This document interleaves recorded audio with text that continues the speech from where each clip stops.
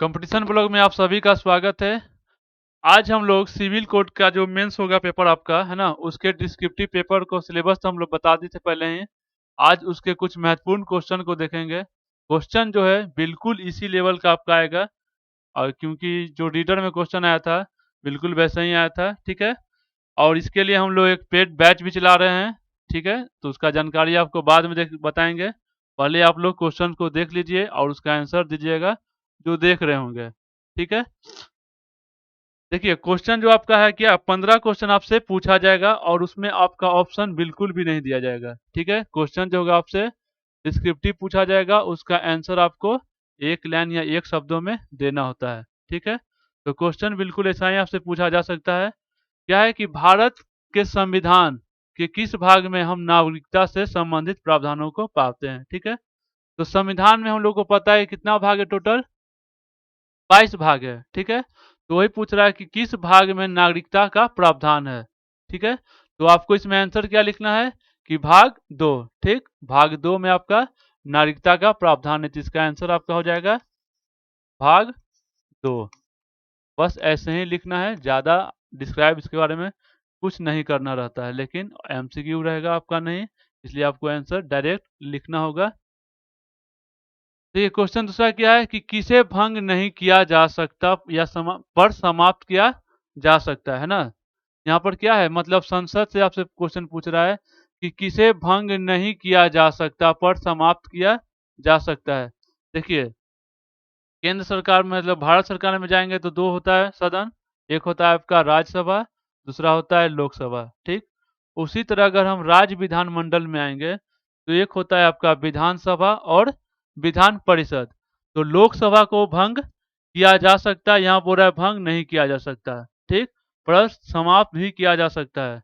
और राज्यसभा क्या है, राज्यसभा को भंग नहीं किया जा सकता है, लेकिन उसको समाप्त भी नहीं किया जा सकता। तो इसका आंसर ना ही लोकसभा होगा आपका, ना ही राज्यसभा होगा, क्योंकि यहाँ बोल रहा है कि समाप्त किया जा सकता है। तो राज्यसभा को तो भंग नहीं किया जा सकता, लेकिन उसको समाप्त भी नहीं किया जा सकता, ठीक। अब आते हैं हम लोग राज्य विधानमंडल में। तो विधानसभा को भंग किया जा सकता है, तो वो तो आपका होगा नहीं। तो इसका आंसर क्या हो जाएगा आपका विधान परिषद। अब विधान परिषद को क्या होता है, भंग नहीं किया जा सकता है, ठीक, लेकिन उसको समाप्त किया जा सकता है, ठीक। तो इसका आंसर आपका हो जाएगा विधान परिषद। और इसकी चर्चा कहाँ की गई है, तो अनुच्छेद आपका आर्टिकल 169 में किया गया है। और वर्तमान में अब पूछेगा कि कितने राज्यों में विधान परिषद है, तो कितने राज्यों में है, टोटल 6 राज्यों में है। देखिए अगला क्वेश्चन क्या है कि वित्तीय आपातकाल का प्रावधान जो है वो किस अनुच्छेद में है ना। तो आपात जो होता है वो 3 तरह का होता है। एक होता है आपका राष्ट्रीय आपात, दूसरा होता है राष्ट्रपति शासन जिसको बोलते हैं राजकीय आपात, और तीसरा होता है आपका वित्तीय आपात, फाइनेंस इमरजेंसी, ठीक है। राष्ट्रीय आपात कहाँ पर है, तो 352 में, राष्ट्रपति शासन अनुच्छेद 356 में, और ये जो आपका है वित्तीय आपात, इसकी चर्चा कहाँ की गई है, तो अनुच्छेद कितना 360 है ना, यानी कि अनुच्छेद 360 में। लेकिन अगर ये आपसे पूछ दे कि वित्तीय आपातकाल का प्रावधान किस अनुच्छेद में, तो 360, लेकिन किस देश से लिया गया है, ठीक है। तो वित्तीय आपातकाल का जो प्रावधान है वो कहाँ से लिया गया है, तो ये लिया गया आपका यूएसए यानी कि अमेरिका से लिया गया है। अगला देखिए क्वेश्चन क्या है कि शिक्षा के जो अधिकार को मौलिक अधिकार में शामिल किया गया, ठीक, यानी कि कब किया गया है ना। शिक्षा का जो अधिकार है उसको मौलिक अधिकार में किस वर्ष शामिल किया गया, या ये भी पूछ सकता है कि किस संविधान संशोधन के तहत शामिल किया गया है। तो क्वेश्चन जो रहेगा बिल्कुल ऐसा ही रहेगा, और बिल्कुल हम लोग जो है सिलेबस के अनुरूप ही पढ़ा रहे हैं, ठीक है। तो इसका जो आपका आंसर क्या हो जाएगा, वर्ष 2002 में, और जो संविधान संशोधन हो जाएगा इसका क्या हो जाएगा 86, यानी कि 86वां संविधान संशोधन 2002 में शिक्षा के अधिकार को मौलिक अधिकार बनाया गया है। और अनुच्छेद अगर पूछेगा आपसे तो आर्टिकल कहाँ पर है आपका, आर्टिकल 21 का ए है ना, 21 का ए में इसकी मतलब डाल दिया गया है, चर्चा की गई है। अगला क्वेश्चन क्या है कि मैकमोहन रेखा जो है वो किस देश से अपना सीमा बनाती है। ठीक है, मैकमोहन रेखा सीमा बनाती है किन से। ठीक, तो किन से, तो भारत और पाकिस्तान, चाइना।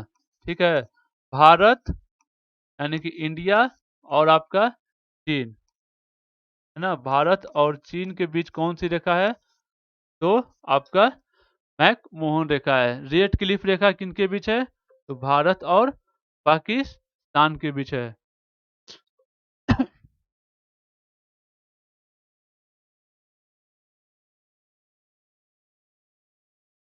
देखिए अगला क्वेश्चन क्या है कि किसके शासनकाल में मेगास्थनीज भारत आया था। ये आपका हिस्ट्री का क्वेश्चन है ना, एंशियंट हिस्ट्री।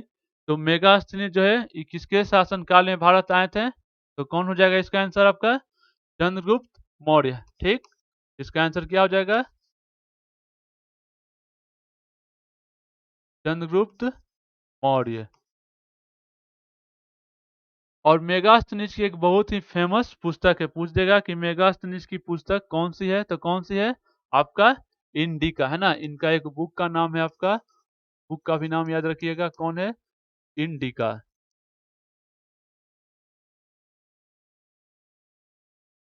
ठीक है, ये सब पूरा सिलेबस आपको हम हमारे पेड बैच में कराया जाएगा। ठीक है, देखिए अगला क्या है, संतोष ट्रॉफी के 78वें संस्करण का टाइटल किस टीम ने जीता था। तो संतोष ट्रॉफी जो है सबसे पहले ये पूछ सकता है कि किस खेल से संबंधित है, तो संतोष ट्रॉफी फुटबॉल से संबंधित है। ठीक, और 78वां जो संस्करण का टाइटल किसने जीता, तो आपका वेस्ट बंगाल, है ना, पश्चिम बंगाल ने।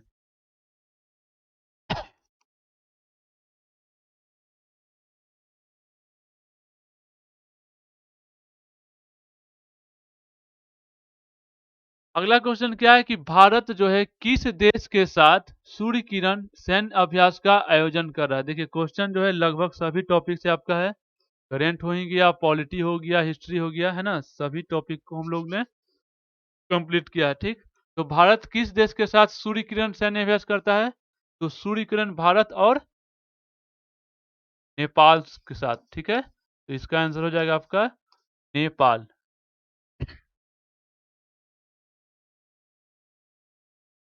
अगला क्वेश्चन है कि अर्जुन अवार्ड 2025 से कितने एथलीटों को सम्मानित किया जाएगा। तो कितने एथलीटों को अर्जुन अवार्ड दिया गया है, तो 32। ठीक है, टोटल जो अर्जुन अवार्ड मिला है कितने खिलाड़ियों को, तो 32 यानी कि 32 खिलाड़ियों को ये मिला है आपका। वर्ष 2011 की जनगणना के आधार पर भारत के किस राज्य में जनसंख्या घनत्व उच्चतम था। ठीक है, तो इसका आंसर क्या हो जाएगा, बिहार। चूंकि क्या है, बिहार से रिलेटेड आप एग्जाम दे रहे हैं तो बिहार का क्वेश्चन एक दो पूछेगा ही। ठीक है, तो इसका आंसर क्या हो जाएगा आपका, बिहार। बिहार का जो जनसंख्या घनत्व है सबसे अधिक है, 1106। चलिए, ये था हमारा आज का लास्ट क्वेश्चन। टोटल 15 क्वेश्चन हम लोगों ने किया और जो सिलेबस के अनुरूप ही सारा क्वेश्चन था। तो क्वेश्चन जो आपसे मेंस में बिल्कुल ऐसा ही पूछा जाएगा। ठीक है, इससे ज़्यादा टफ या नहीं पूछा जाएगा। और हम लोग जो पढ़ा रहे हैं इससे थोड़ा सा लेवल अप कर कर ही पढ़ा रहे हैं। ठीक, तो जो लोग भी अभी तक पेड कोर्स हमारा नहीं लिए हैं, हमारे पेड कोर्स को जरूर लीजिए। और इसका जो आपका प्राइस रखा गया है काफ़ी कम रखा गया है, 499 रखा गया है। ठीक, ये सिविल कोड क्लर्क के लिए काफ़ी अच्छा है। और कोई भी जानकारी अगर लेना है, कुछ भी क्यूरी क्वेश्चन हो, तो आप इस नंबर से कांटेक्ट कर लीजिएगा। ठीक है, हेल्पलाइन नंबर दिया हुआ है। ठीक है, और इसके लिए आपको सबसे पहले बैंकिंग ब्लॉग का ऐप डाउनलोड करना होगा, उसमें सारा जानकारी आपको मिल जाएगा। कुछ अगर नहीं समझ में आए तो इस नंबर से आप लोग बात कर लीजिएगा। टेलीग्राम चैनल यहीं आपका ये सब बना हुआ। ठीक है, चलिए धन्यवाद।